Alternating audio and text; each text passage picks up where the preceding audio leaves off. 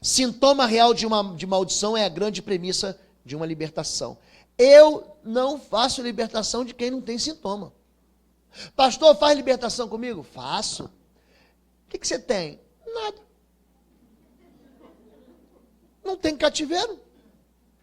Entendem isso? Mas tem gente que quer ver pelo em ovo e quer buscar chifre em cabeça de cavalo. Então, eu não perco tempo com gente que só quer tirar meu tempo. Outra coisa, todo tipo de libertação, você tira a pessoa dentro da jaula, ela tem que ficar fora da jaula. Eu digo para ela, vai lá, conserta a tua vida com a tua esposa. Ela diz, não, não vou não. Então você dá tempo para se arrepender. Quando você vê que a pessoa não quer mudar, eu também não continuo o tratamento. Tá bem? Obediência, a pessoa tem que amar a correção. Sintoma é efeito colateral. É um erro interpretar o sintoma como um problema. Aquele homem não vale nada. Aquele homem é ladrão. Isso é sintoma. Esse não é o problema. Não acredite nisso. Isso é só a mosca. Diga mosca. Você tem uma ferida ali para tratar. Tá bom? Uma leitura correta dos sintomas é o genuíno ponto de partida para a libertação eficiente. Infortúnios, doenças estranhas, tentações incomuns, perturbações, perseguições variadas de fundo espiritual ou de caráter hereditário podem caracterizar o que definimos como sintomas de maldição. Bom, vamos lá.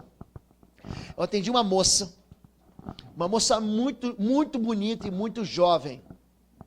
E ela veio de outra igreja a pedido do pastor dela. Uma igreja de uma denominação, da minha denominação, ela veio. Falei, qual é o seu problema? O problema é o seguinte, pastor, eu sou visitada à noite por um espírito imundo, eu fico travada na cama, eu sei tudo que está acontecendo. Me dá um pânico, esse espírito vem e me violenta sexualmente. Comecei a orar por ela, manifestou um demônio chamado incubus e um outro chamado sucubus. Manifestou os dois. Expulsei o demônio e continuei a tratar a moça. Desde quando acontece isso? Essa moça crente, nascida no lar crente, evangélica, de uma igreja muito tradicional no nosso meio evangélico. Quando começou a acontecer? Aconteceu assim, pastor. Eu tinha lá meus 20 e tantos anos, 28 anos, e ninguém queria ficar comigo. Mas como, uma moça bonita? Ninguém queria. Aí um dia eu fui para o culto, falei, Deus, só não me dá um namorado hoje no culto. Eu aceito um namorado de quem vier até do... E falou que aceitava até do inferno. Ela foi para o culto e nada. Lembra a batalha naval? Água. Não acertou nem um hidroavião, nem um coraçado, nem nada. Voltou para casa, foi dormir. Aquela noite, ela falou assim, pastor, aquela noite eu fui visitada, aquela noite. Eu tive foi uma relação sexual mesmo. Existe relação sexual espírita mesmo. Pastor, ela foi visitada e falou assim, eu tive orgasmos a noite inteira, como nunca aconteceu na minha vida. E ela se levantou, feliz da vida, deve ter pensado, arrumei namorado. Gente, ela ficou feliz e aí ela falou, nossa, mas é muito bom. O diabo dá com a mão e toma com a cavadeira. Ela começou o quê? Ela de noite se arrumava, se penteava, tomava um banho, botava uma camisola sensual e ia dormir. O espírito imundo vinha e fazia o quê? Relação sexual com ela. À noite, ela dormia e acordava. Só que aconteceu, depois de um tempo, esse espírito imundo começou o quê? A machucar ela. Ela chegava toda roxa. Eu comecei a desconfiar que ela apanhava em casa. Ela mostrava as marcas. Essa moça deve... Então você tem que estar assim muito atento. Eu estou sempre assim, prestando atenção na pessoa. Tem gente que vem, que mente, então eu fico muito atento a isso. Gente, não é que era o espírito imundo mesmo? Pior do que isso. Depois que eu tratei, expliquei para ela, tem que fazer ela renunciar. Ela falou assim, eu rejeito esse espírito imundo, eu não quero mais visitação. Não precisa nem fazer culto no quarto dela não, meu irmão. Ela simplesmente rejeitou aquilo, pediu perdão ao Senhor. Hoje ela está inclusive casada. Gente... Aquele espírito imundo nunca mais voltou. Mas o que ela descobriu?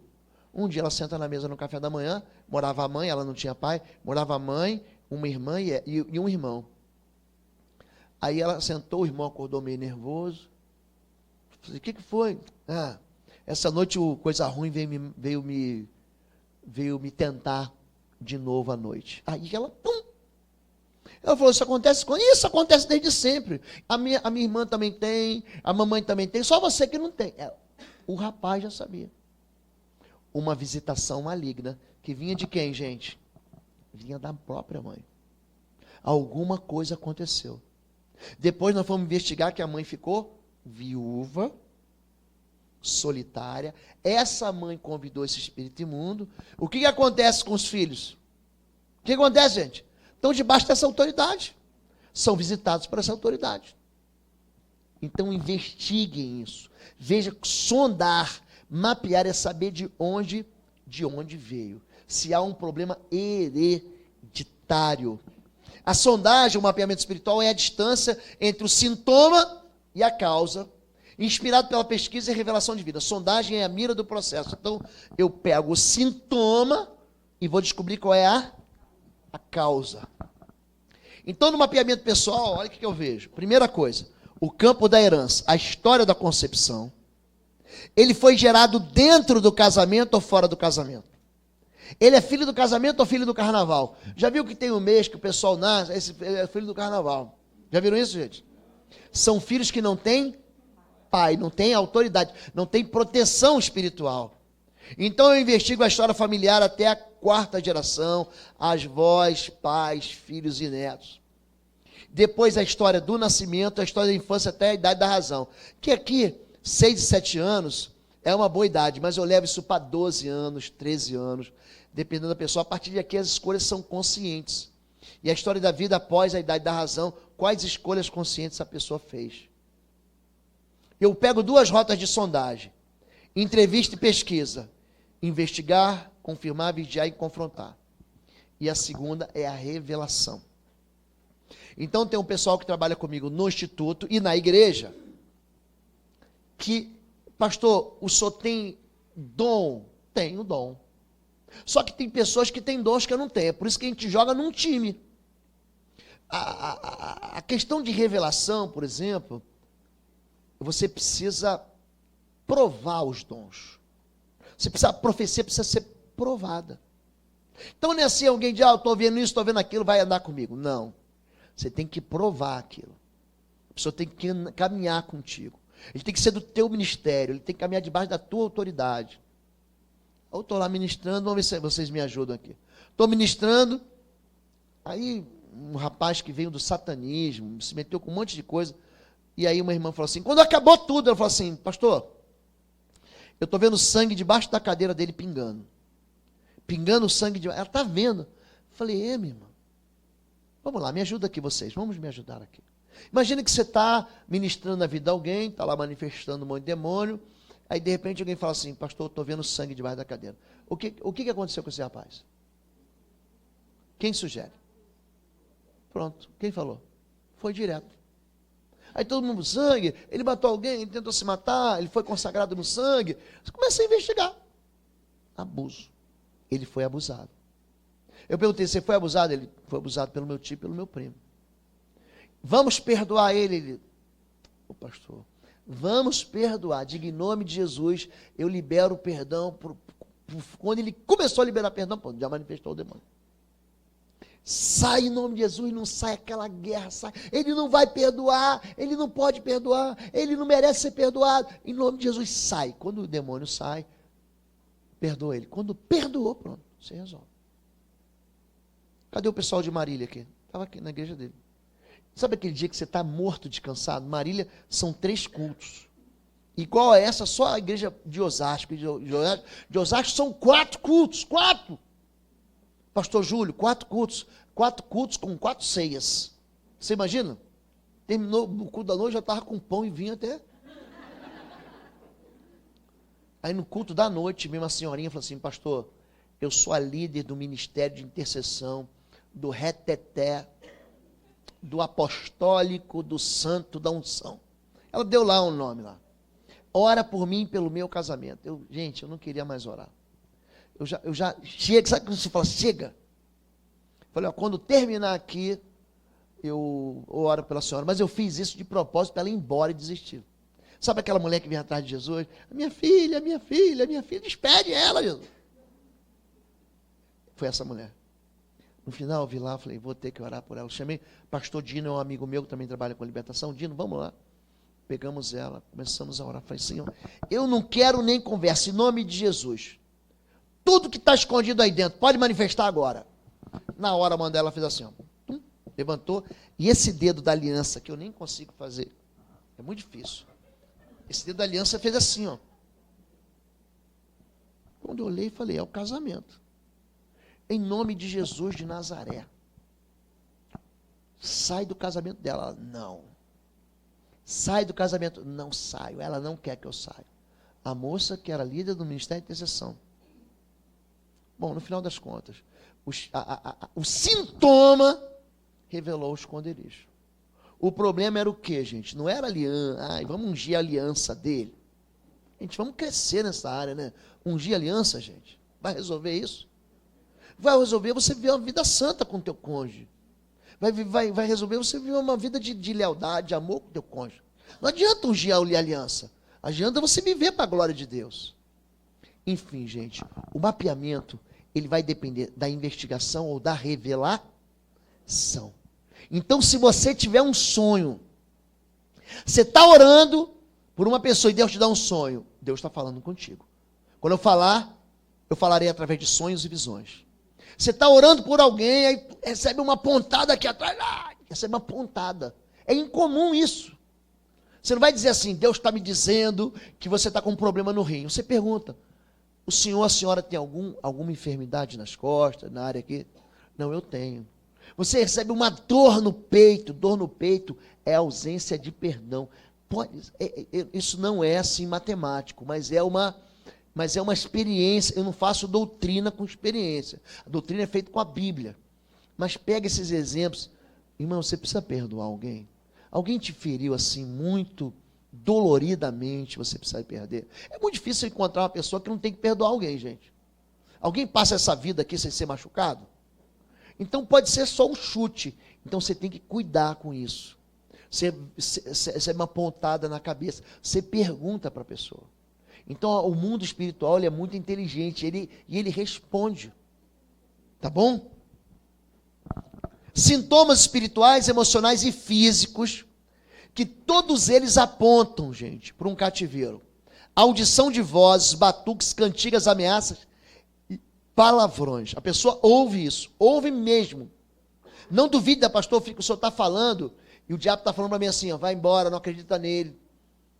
O diabo falou com Jesus. Ele fala com as pessoas mesmo. Impedimentos para ler a Bíblia e orar, dons mediúnicos, atração pelo ocultismo, sonolência nos cultos, perturbação do lar sem causa aparente. Gente que gosta de filme de terror. Esses dias eu recebi um vídeo de um pastor, uma menina manifestou, eu falei, pastor, o que o senhor estava fazendo nesse cinema? Não, pastor, me chamaram lá. O pessoal me viu entrando, eu estava num filme, a pessoa estava em outro filme, estava passando um filme. Foi esses 2 meses atrás. Estava passando um filme de terror, a menina ficou endemoniada dentro do cinema. Eu tive que ir lá para expulsar o demônio dela. Ele me mostrou, mandou o vídeo. Então, esse tipo de coisa, quando a pessoa é atraída para aquilo que é podre, vamos combinar aqui, gente? Você precisa convidar a mosca se estiver podre? Eu pego aqui, coloco assim a carne podre, a mosca vem. Eu não convido ela, mas ela vem. Eu coloco aqui fezes. Você não convida a mosca, mas ela vem. O espírito imundo é desse jeito. O pecado atrai o espírito imundo e a pessoa fica dentro desse sintoma aí. Sintomas emocionais, pensamentos e sentimentos incontroláveis, desejos obsessivos, surtos de agressividade, quadros emocionais em que a psicoterapia não auxilia e compulsão pelo sexo pervertido. Se você é pastor e líder e tem na sua igreja alguém cristão que guarda o mandamento, que guarda o coração para Jesus, ele é psicólogo, usa esse homem, usa essa mulher. Use a psicologia aplicada biblicamente, é uma ferramenta poderosa demais. Demais. Quem é psicólogo aqui? Tem alguém? Psicólogo? Ô, queridos, quero muito caminhar com vocês. Vocês têm muito para ensinar para a gente. muito para ensinar para a gente. Tá bom, queridos? Sintomas físicos, enfermidade sem diagnóstico médico claro, em grande quantidade, pressão na cabeça, você vai orar, a pessoa desmaia, queimação nas pernas, dor no estômago, fisgada na coluna, quadros alérgicos, feridas que não fecham e tremedeiras. A pessoa começa a tremer assim. Eu tive agora não vou dizer a cidade, mas estive na cidade, comecei a orar, a moça começou a tremer assim. Falei, frio não está. Quem está de fora fala o seguinte, é que depois de um tempo você já acostuma, né? Quem está de fora fala assim, não está tendo um quadro de emoção. Não é emoção. Eu falo, já sei que você está aí, vai saindo dele agora, sai dele em nome de Jesus. Aí manifesta com violência. Então ele fica tremendo assim, com raivinha, sabe? Ele diz para você assim, ele fica com raiva de você. Pastor, te odeio. Pastor, te odeio. Ele responde para você como se fosse a pessoa, não é mais a pessoa. E é comum ele dizer assim, eu já estava aqui um tempão, você nem viu. Conversando com você. Jesus perguntou, há quanto tempo isso vem acontecendo com ele? Lembra de Marcos 9? O menino estava endemoniado. Jesus pergunta, ele já era menino. Desde quando? Desde a infância. É um quadro de endemoniamento infantil. Visa acumular o máximo de informações. Fornece informações sobre a penetração dos espíritos que serão detectados. Linhagens e sinais repetitivos na família. Envolvimentos pessoais, ou seja, pactos responsáveis. Sintomas típicos, espiritual, emocional e físico, aquele que a gente viu. Concepção, gestação e nascimento. É um diagnóstico acurado. Por que isso é importante, tá? Eu vou usar duas expressões aqui da história bíblica. Se lembra a primeira vez que Israel chega na terra da promessa? Moisés separa 12 príncipes para visitar, são os 12 espias, não é isso? Eles vão o quê? Sondar a terra, vão investigar a terra, veja o que tem, se tem fortaleza, se tem gigante, se tem inimigo, como é que é a terra, vai investigar. Eles fizeram uma investigação perfeita?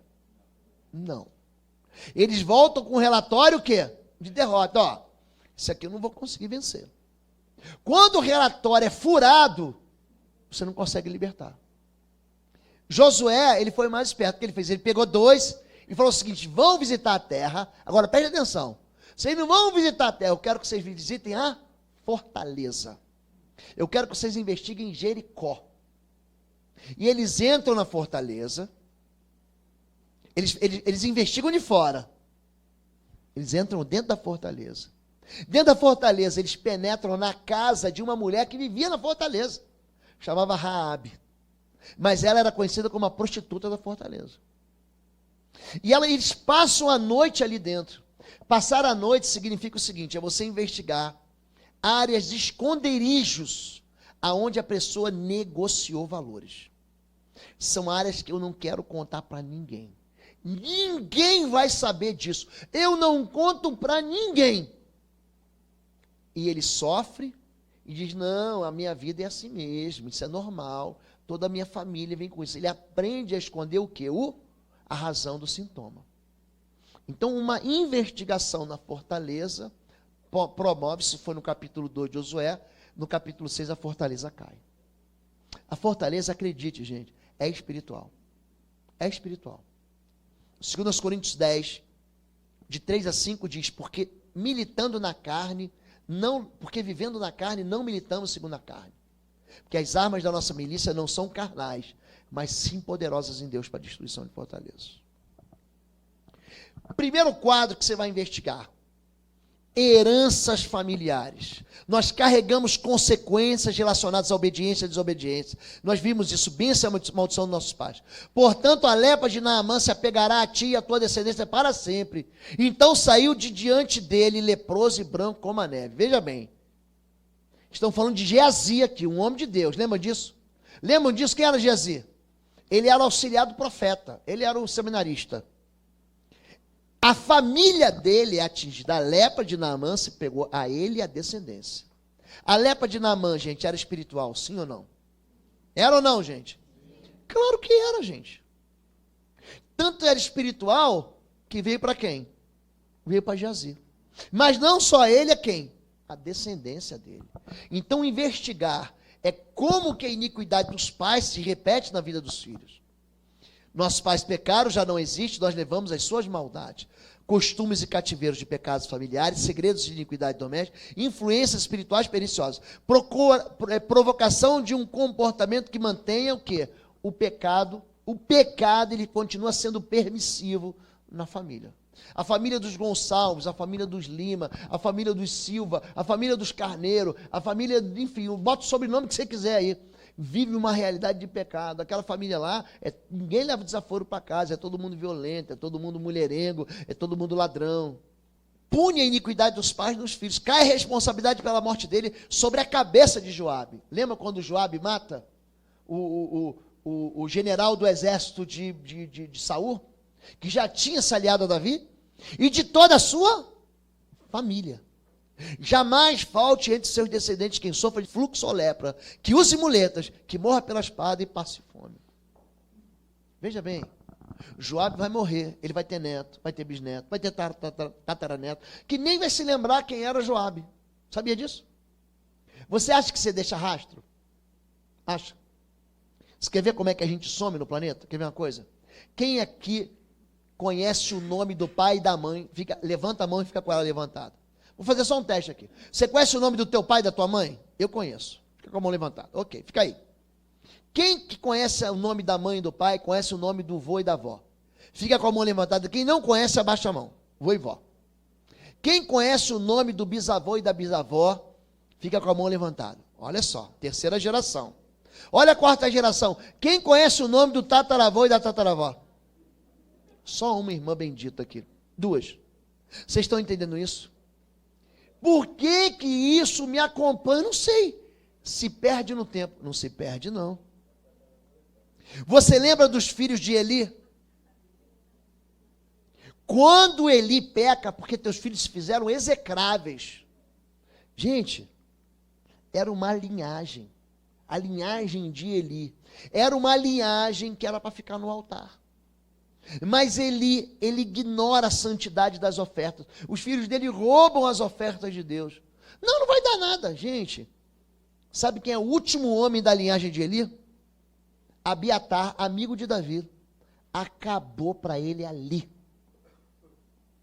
Quem se levanta é a linhagem de Zadok, no lugar da linhagem de Eli. Acaba para Abiatar. Por que que isso acontece, gente? Por que que a minha família tem isso? Tem lepra, tem muleta, tem aleijado, tem gente que morre de acidente de carro, que vive sem comida, passa miséria. Por quê? Olha aqui, ó. Isso não é karma, não. Karma é espiritismo, gente. Isso é romper com a iniquidade dos pais. Quer ver uma coisa? Levante sua mão agora. Vamos fazer isso agora aqui.